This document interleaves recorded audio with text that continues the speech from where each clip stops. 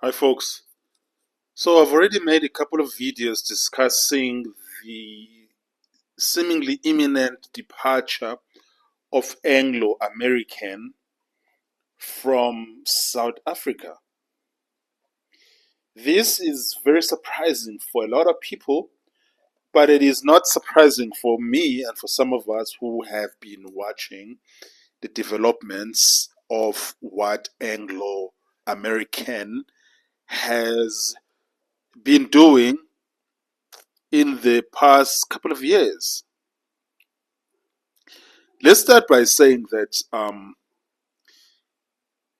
they, look, Anglo American has been selling the companies that they own who have the largest South African exposure, and they've been calling it de risking their portfolio from around the South African related risks by implementing major restructuring plans that include spinning off or selling off its platinum and diamond business.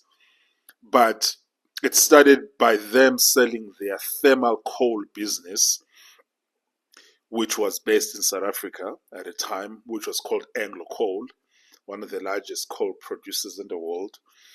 And that company was then turned into what is now known as Thungela Resources.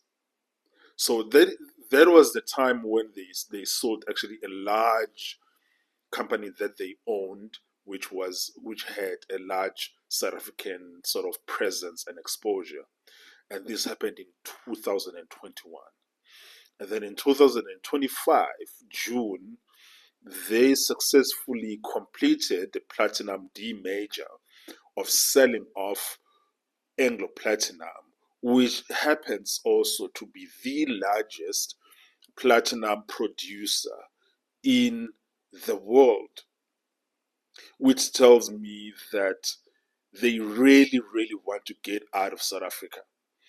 And it turns out that also they announced that as far back as last year, from what I'm understanding now, they announced that they are selling their majority stake in De Beers.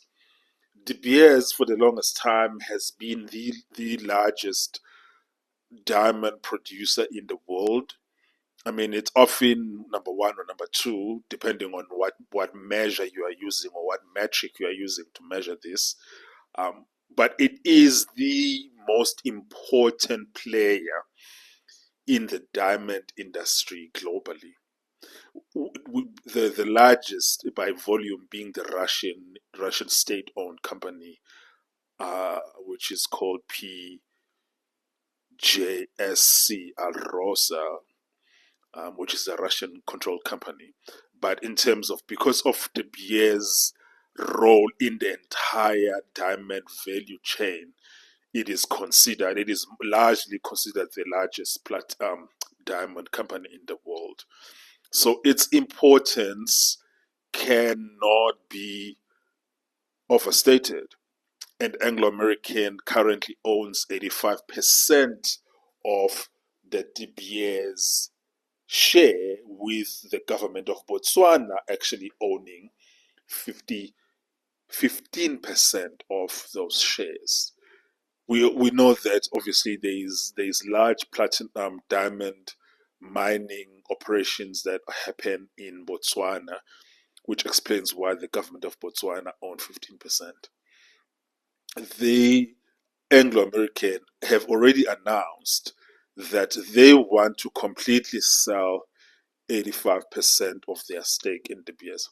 But let me tell you something, even if they manage to sell of the 85% that they own, even if they manage to sell, say, 40% or 45%, that would be something that would be market moving. It's incredible.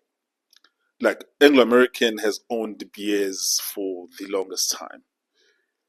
And the fact that they are selling De Beers it's not just a sign of a lack of confidence in South Africa, it's also a lack of confidence in the rest of their African operations that they're involved in, because the big part of where De Beers operates, it's South Africa and it's Botswana, it's also Namibia and many other of these smaller southern African nations. And Anglo American has made a decision that they do not want the African exposure that they've had in the past 100 years. Many pundits and commentators are going to comment about what is the meaning of this. And it's not as if that these companies that Anglo American is selling are not profitable anymore. Yeah, they are profitable. These are very good companies that they are selling. Like very, very good, like excellent companies. Like I'm thinking of Anglo Platinum, for instance, which has now become Valterra Platinum. An excellent world-class company. Anglo American made a decision to sell it. Same thing with Anglo Coal. It is actually quite stunning that the decision to leave the South African market seems to be a decision that has been made that is unmovable.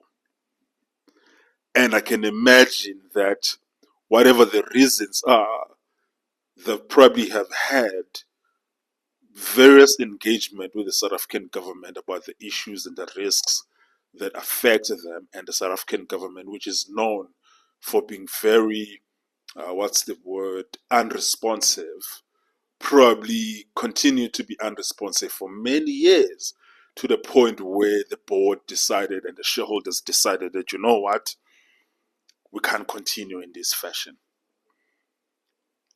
And I'm thinking that probably one of the reasons why they're leaving South Africa is the issue of energy. Because right up until 2024, energy supply in South Africa when it comes to electricity was not stable.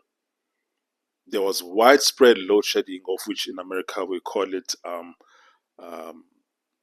rolling outages. It was very bad. And not only was the problem with the rolling outages or load shedding, there's also the issue that now South African electricity the prices have been increasing so much in the past couple of years, making the cost of electricity in South Africa to be one of the most expensive and the most unaffordable in the world. And if anyone knows anything about running a mining company, is that energy costs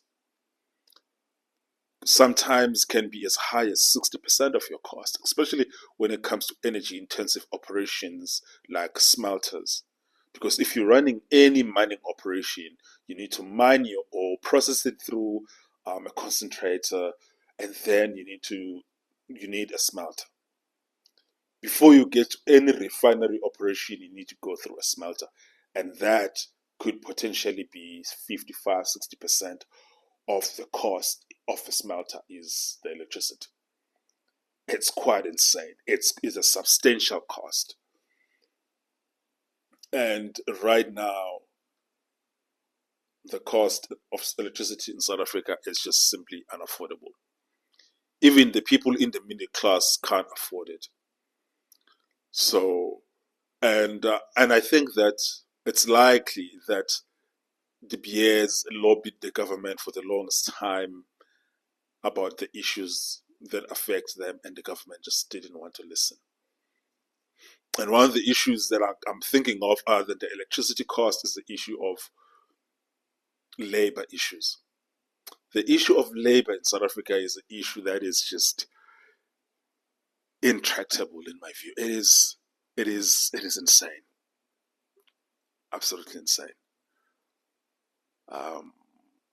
Trade unions, unrealistic demands for salaries that are just unrealistic, and labor laws that are just unrealistic, just making it impossible to do business. And it resulted in many smaller mining companies being swallowed up by larger companies, because the smaller mining companies were not able to compete anymore. I'm thinking of companies like Lonmin, companies like Extractor, companies which were actually quite formidable when I started out in the mines. More than 10 years ago, 15 years ago. None of those companies exist anymore. They were swallowed up by the larger ones like Sibanye Stillwater, which bought a lot of those mines. They also bought a lot of the mines from Anglo American as well. It's the mining sector in South Africa changed for the worst around 2013, 2014, mainly because of the issues around labor, unaffordable labor. And nothing has changed. Yeah, so that's what it is, folks. That's what it is.